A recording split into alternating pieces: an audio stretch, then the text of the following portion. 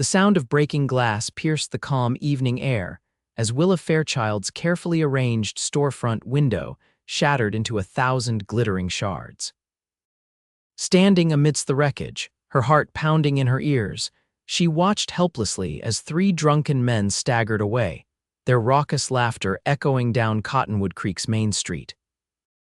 It was 1878, and for a woman trying to make her own way in Wyoming territory, respect was as precious as the delicate teacups now lying broken on her shop floor. Willa had sunk every penny of her inheritance into this millinery shop after her father's passing last winter. At 23, she was determined to build something of her own rather than marry the first willing bachelor as everyone expected.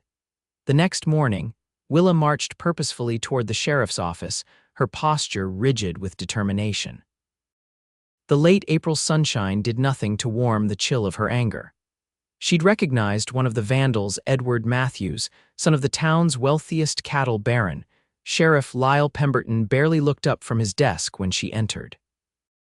"Miss Fairchild," he drawled, not bothering to remove his boots from their perch atop his cluttered desk. "What brings you here this fine morning?" "My shop was vandalized last night, Sheriff," Willa said, her voice tight with restraint. "Edward Matthews and his friends broke my front window. I'd like to file a complaint." The sheriff's eyes finally lifted to meet hers, amusement twitching at the corners of his mouth. "Boys will be boys, Miss Fairchild, especially after a few drinks." "Boys, Mr. Matthews is 26 years old," Willa countered, her cheeks flushing with indignation. "And destroying a business is hardly youthful mischief," Sheriff Pemberton chuckled, shaking his head. "Now, Miss Fairchild, you know how these things go. Young men blow off steam sometimes. I'm sure Edward didn't mean any real harm. That window cost me $30. Willa protested, her voice rising slightly. The sheriff's laugh grew heartier. "And his father's cattle bring thousands through this town every year. Perhaps you should consider it a business expense keeping the peace with our more prominent citizens." Willa stood frozen in disbelief, her hands clenched tightly around her reticule. "Are you refusing to hold them accountable?" "I'm suggesting you be practical," Pemberton replied, his smile fading. "This is a frontier town, not Boston. If you can't handle a bit of roughhousing, perhaps shopkeeping isn't suited for a woman of your delicate sensibilities." Willa felt her throat constrict with rage and humiliation. She'd expected resistance, but not outright dismissal. "I see," she managed. "So justice in Cottonwood Creek depends on one's surname." "That'll be all, Miss Fairchild," the sheriff said, returning his attention to the papers before him. "I'd suggest you get that window fixed before the next storm blows through." Willa turned on her heel and exited, trembling with anger. On the boardwalk outside, she collided with a solid wall of flannel and leather. "Whoa there," came a deep voice as strong hands steadied her shoulders. "Everything all right, madam?" Blinking back tears of frustration, Willa looked up into the most startling blue eyes she'd ever seen, set in a sun-bronzed face partially shaded by a well-worn Stetson. "No," she answered honestly, surprising herself with her frankness. "Everything is decidedly not all right." The stranger regarded her thoughtfully. He was tall and broad-shouldered, with a face that suggested he was closer to 30 than 20. His clothing was trail-worn but clean denim trousers, a faded blue shirt, and a leather vest. A gun belt rested comfortably at his hips, not flashy like those worn by would-be desperados, but functional like the man himself. "Vaughn Mackenzie," he introduced himself, tipping his hat. "Just rode into town." "Willa Fairchild," she replied, trying to regain her composure. "And I'm afraid Cottonwood Creek isn't making the best first impression." A hint of a smile touched his lips. "Towns rarely do. It's the people in them that matter." His gaze shifted to the sheriff's office behind her, then back to her flushed face. "Seems you're having trouble with one of those people." Willa hesitated, not accustomed to confiding in strangers, but something in Vaughn Mackenzie's steady gaze compelled honesty. "The sheriff laughed at my complaint about vandalism," she said, the words rushing out. "Apparently, being the son of a cattle baron grants you immunity from consequences." Vaughn's expression darkened. "Sounds familiar," he said quietly. "Which shop is yours?" Surprised by his interest, Willa pointed down the street. Fairchild's millinery, the one with the broken window. Mind if I take a look? 20 minutes later, Vaughn stood in Willa's shop, carefully examining the damage. Glass shards still glittered on the floor despite Willa's efforts to sweep them up. Her pride and joy, an elegant display of spring bonnets, was ruined, the delicate creations damaged by both the broken glass and the night's rain that had blown in through the shattered window. This wasn't just drunken foolishness, Vaughn observed, crouching to pick up a rock with a scrap of paper tied around it. This was deliberate. Willa took the rock, unfolding the dirty paper to find a crudely scrawled message. "Women belong at home, not in business." Her hands began to shake. "I didn't see this last night." Vaughn's jaw tightened. "Has anyone threatened you before?" "Not directly," Willa admitted.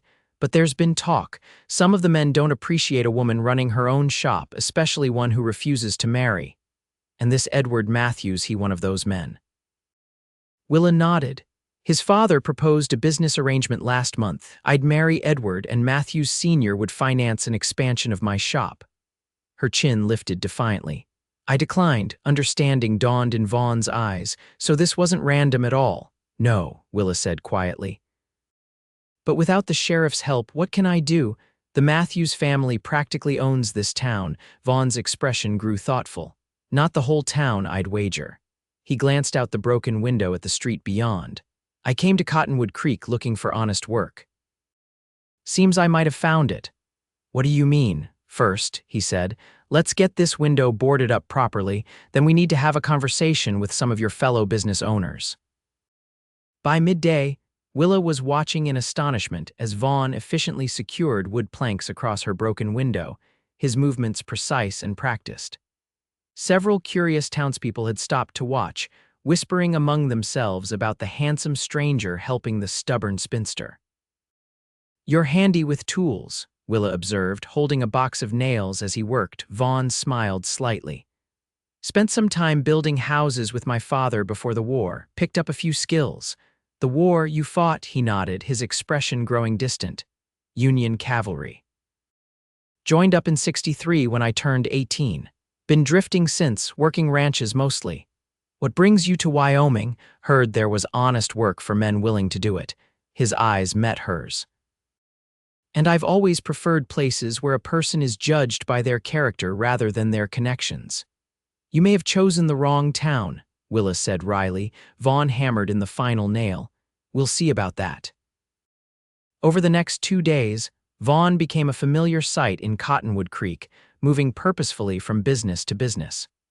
Willa watched with growing curiosity as he spoke with the blacksmith, the general store owner, and even Mrs. Peterson at the boarding house. Each evening, he would stop by her shop as she was closing to give her an update. "The Matthews family may have influence," he told her on the second evening as he helped her straighten the shop, "but they've also made enemies. Edward's damaged property all over town, and his father's bullied more than one shopkeeper into unfair deals. And the sheriff does nothing. Pemberton owes his position to Matthews Sr., Vaughn explained.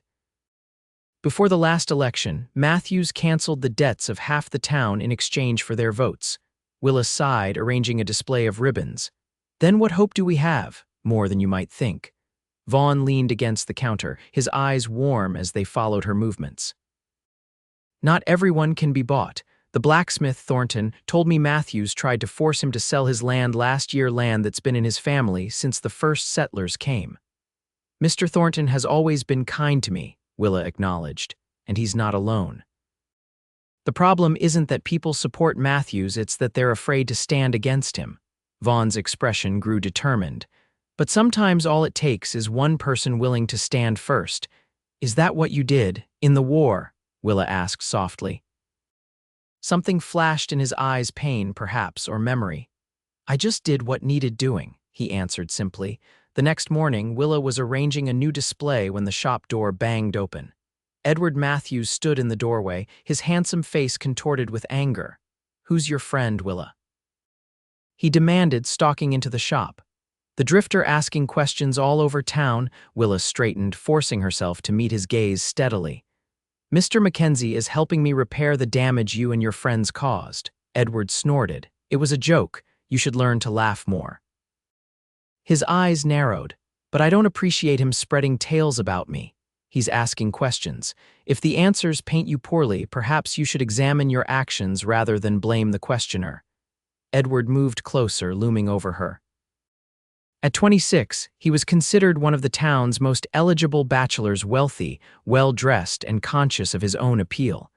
But the cruelty lurking in his eyes had always repelled Willa. "You think you're better than everyone else," he hissed. "Too good to accept a perfectly reasonable business arrangement." "I think marriage should involve more than business," Willa replied, fighting to keep her voice steady. Edward's hand shot out, gripping her wrist painfully. "You're making a mistake turning me down." "My father should have taught you better manners," came Vaughn's voice from the doorway. He stepped inside, his posture relaxed but his eyes hard. "Where I come from, men don't put their hands on ladies without invitation." Edward released Willa's wrist, turning to face the newcomer. "This isn't your concern, Cowboy. This is between me and Miss Fairchild." "That stopped being true when you broke her window," Vaughn replied evenly. "And it's definitely not true while I'm standing here." Willa could see Edward calculating his options. Vaughn was several inches taller, obviously stronger, and carried himself with the quiet confidence of a man who had faced real dangers. "You're making enemies you can't afford, Drifter," Edward finally said, backing toward the door. "My father isn't here," Vaughn finished for him. "Just you. And from where I'm standing, you don't look nearly as impressive without him backing your play." Edward's face flushed dark red. "This isn't over," he snapped, then stomped out, slamming the door behind him. Willa released a shaky breath. "He's right about one thing. His father won't let this stand." Vaughn moved to her side, gently examining her wrist where red marks were already forming. "Are you all right?" The genuine concern in his eyes made something flutter in Willa's chest. "Yes," she said softly. "Thank you for stepping in." His fingers lingered on her skin for a moment longer than necessary. "I've never been good at walking away from trouble," he admitted, a rueful smile playing at his lips. "Is that what I am? Trouble?" His gaze met hers, surprisingly gentle for such a weathered man. "The very best kind, Miss Fairchild." That afternoon, Vaughn installed a proper glass window, purchased with money collected from sympathetic townspeople. As Willa watched him work, she found herself studying the strong lines of his profile, the careful precision of his movements. "You never told me what kind of work you came here seeking," she said as he made the final adjustments. "Ranch work, most likely," he replied. "I've been a foreman before, good with horses, decent with cattle." "The Double Bar Ranch is hiring," Willa offered. "Old Mr. Barlow's arthritis is getting worse and his son can't manage it all alone." Vaughn nodded thoughtfully. "Might look into that, once this situation is settled." "You don't have to fight my battles, Mr. Mackenzie." He turned to face her, wiping his hands on a cloth. "Vaughn," he corrected. "And I'm not fighting your battle, Willa. I'm standing with you while you fight it yourself." The distinction warmed her more than she would have expected. That evening, a town meeting was hastily organized at the church. Willa was astonished to see nearly every business owner in attendance, along with ranchers from the surrounding area and even a few cowboys from the larger outfits. Sheriff Pemberton stood uncomfortably at the back of the room, clearly unhappy with the proceedings. Vaughn had arranged everything with the help of Mr. Thornton, the blacksmith. As the meeting began, he stepped forward to address the gathering. "I appreciate you all coming," he said, his deep voice carrying easily through the room. "I know many of you have concerns about speaking out against the Matthews family, but what happened to Miss Fairchild's shop could happen to any of you." "That's just town rowdiness," someone called out. "Boys blowing off steam." "Is this just rowdiness?" Vaughn held up the note that had been tied to the rock. "This was a deliberate attempt to intimidate a business owner, and from what I've gathered, it's not the first time the Matthews family has used intimidation to get their way." A murmur ran through the crowd. Vaughn continued, his gaze sweeping the room. "I've only been in Cottonwood Creek 3 days, but I've heard about canceled debts in exchange for votes, about threatened foreclosures if people don't sell their land, about a sheriff who enforces the law selectively." At the back, Sheriff Pemberton pushed away from the wall. "Now wait just a minute." "No, you wait." came the surprising voice of Mrs. Peterson, the boarding house owner. The normally quiet widow stood, her voice shaking with emotion. "My husband built that boarding house with his own hands. When he died, Harlan Matthews tried to buy it for a quarter of its value. When I refused, suddenly the bank was calling in our loan early." Others began to speak up: the general store owner who'd been forced to give Matthews credit without payment, the rancher whose water rights had been challenged, the saloon owner whose business had been damaged by Edward and his friends without consequence. Willa listened in growing amazement. All this time, she thought herself alone in her frustration. "What do you expect us to do?" asked Henry Davis, the bank manager. "Matthews controls half the money in this county." "Stand together," Vaughn said simply. "There's more of you than there are of them. And contrary to what they'd have you believe, this is still America. The law should work the same for everyone." "Pretty words from someone who doesn't have to live here after stirring up trouble," Sheriff Pemberton called out. "This drifter shows up, starts making accusations, and you're all ready to follow him." "I'm not asking anyone to follow me," Vaughn replied evenly. "I'm suggesting you start holding your elected officials accountable." "The election's not for another year," someone pointed out. "A recall election is possible with enough signatures," Mr. Thornton said, "and I for one am ready to sign." More voices joined in agreement. Willa felt a surge of hope as she watched the community she'd always felt slightly apart from begin to coalesce around a shared purpose. Sheriff Pemberton's face had grown increasingly red. "This is ridiculous. You can't recall me based on the complaints of a woman and a drifter." "Actually," came a new voice from the church doorway, "they can." All heads turned to see Judge Franklin Harris standing there, his lean frame silhouetted against the evening light. The circuit judge had apparently arrived for his monthly court session. "I've been listening with great interest," the judge continued, walking down the center aisle. "And I find myself wondering why I've seen so few cases from Cottonwood Creek over the past year, despite rumors of vandalism, intimidation, and fraud." Sheriff Pemberton swallowed hard. "Judge Harris, we weren't expecting you until tomorrow." "Clearly," the judge said dryly. "I'm particularly interested in these allegations about selective enforcement of the law, Sheriff. Care to explain why you dismissed Miss Fairchild's complaint without investigation?" By the meeting's end, a committee had been formed to gather signatures for a recall election, and Judge Harris had agreed to hear formal complaints against both Edward Matthews and the sheriff the following day. As the townspeople filed out, many stopped to speak with Willa, offering support she'd never expected. Vaughn stood back, watching with quiet satisfaction as the community embraced one of its own. "You did this," Willa said when they were finally alone outside the church, the spring night cool around them. "You made them listen." Vaughn shook his head. "They were ready to listen, they just needed someone to speak first." "Why did you speak for me? I mean, you don't even know me." His eyes, shadowed in the lamplight, held hers. "Sometimes you just know when something matters." The following morning, Willa prepared to testify before Judge Harris, her stomach fluttering with nerves. Vaughn met her outside the makeshift courtroom, actually the back room of the town hall, his steady presence calming her anxiety. "Just tell the truth," he advised. "The judge seems fair." The hearing was surprisingly brief. Edward Matthews appeared with his father, both dressed in their finest, their expressions confident. But their certainty faltered as one witness after another came forward with similar stories of intimidation and privilege. When it was Willa's turn, she spoke clearly and directly, presenting not only her own complaint but the threatening note as evidence. Judge Harris's expression grew increasingly grave. "This court finds sufficient evidence to bind Edward Matthews over for trial on charges of vandalism and intimidation," he announced finally.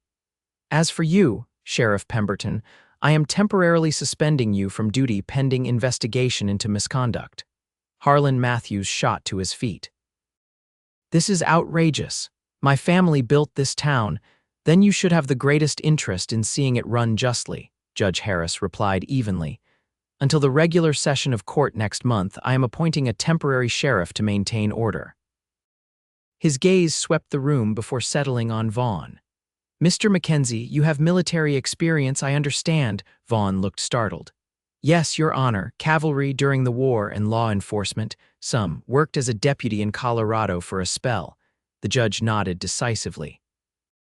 Then I'm appointing you temporary sheriff until this matter is resolved. Mr. Thornton, as senior business owner, will you administer the oath? Harlan Matthews stormed out, dragging his protesting son with him.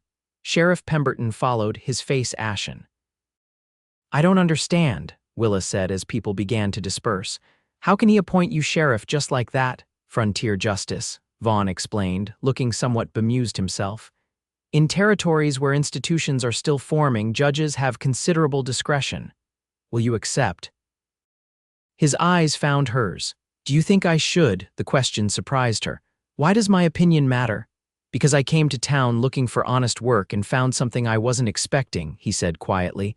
Someone worth staying for. Willa's heart quickened. We barely know each other. I know you're brave, he countered. I know you stand on principle even when it costs you. I know watching you makes me want to be worthy of your regard. The simple honesty of his words stole Willa's breath. Later that day, Vaughn Mackenzie pinned on the sheriff's badge, accepting the temporary position with a solemnity that impressed even his critics. His first official act was to post a notice that the law would henceforth be applied equally to all citizens of Cottonwood Creek, regardless of wealth or status. His second act was more personal. As evening fell, he appeared at Willa's shop with a small bouquet of wildflowers. These are lovely, she said, surprised by the gesture. Not as lovely as the woman receiving them, he replied, the hint of a smile softening his weathered features. I was hoping you might join me for supper at the hotel restaurant, as friends, he added quickly. I understand if it's too soon for more. Willa studied him in the soft lamplight of her shop. In less than a week, this man had transformed from stranger to champion to something she wasn't quite ready to name. Yet there was a steadiness to him that called to something deep within her. I think, she said carefully, that Friends would be a wonderful place to start. Summer unfurled across Wyoming with long, golden days. Under Vaughn's temporary leadership, Cottonwood Creek began to change. The town council, emboldened by recent events, passed ordinances ensuring fair business practices. Judge Harris, impressed by the community's transformation, extended Vaughn's appointment until the regular election in the fall. For Willa, the changes were both professional and personal. Her business flourished as customers returned without fear of Matthew's disapproval. And each evening, Vaughn would appear at her shop door, sometimes with flowers, sometimes with a book he thought she might enjoy, always with that same quiet intensity that made her feel both protected and respected. Their friendship deepened through shared meals and long conversations on her shop's porch. Willa learned about the boy who'd grown up in Illinois, who joined the Union Army out of conviction rather than adventure, who still carried the weight of what he'd seen there. Vaughn discovered the determined young woman beneath Willa's proper exterior, the daughter who'd nursed her father through his final illness, who defied convention to build her own life, who dreamed of someday designing hats that would be admired in Denver or even Chicago. By August, their friendship had evolved into something neither could deny. It happened naturally on a warm evening as they walked along the creek that gave the town its name. The setting sun painted the water copper and gold, and when Vaughn took her hand, it seemed the most natural thing in the world. I need to tell you something, he said, his expression serious in the fading light. The election is coming up next month. You'll win easily, Willa assured him. Everyone can see the difference you've made. He shook his head. I'm not running. What? Why not? Vaughn guided her to a fallen log where they could sit facing the water. I never intended to be sheriff, Willa. It was a temporary solution to an immediate problem. Disappointment washed through her. You're leaving, then? No, he said firmly. That's what I'm trying to tell you. I'm staying, but not as sheriff. He took both her hands in his. Old Mr. Barlow offered me a partnership in the double bar. His son wants to move to Denver, and Barlow needs someone who understands ranching to help him run things. Hope flickered in Willa's chest. So you'll be staying in Cottonwood Creek. If I have reason to, he said softly. The meaning behind his words was unmistakable. Willa's heart seemed to pause, then race ahead. What reason might that be? Vaughn's calloused thumb traced gentle patterns on her palm. "I think you know, Willa Fairchild. I think you've known since that first day when you walked out of the sheriff's office and collided with me." "That's hardly enough time to know your own heart," he interrupted gently. "Maybe not, but it's been enough time for me to know that I want the chance to court you properly, to build something real between us if you'll allow it." Willa looked into his eyes, seeing the strength and gentleness there that had drawn her from the beginning. "I think," she said carefully, "that I would like that very much." His kiss, when it came, was as steady and true as the man himself, neither demanding nor hesitant, but a promise of all that might be.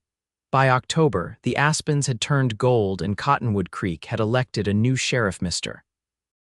Thornton's son-in-law, a former Army sergeant with a reputation for fairness.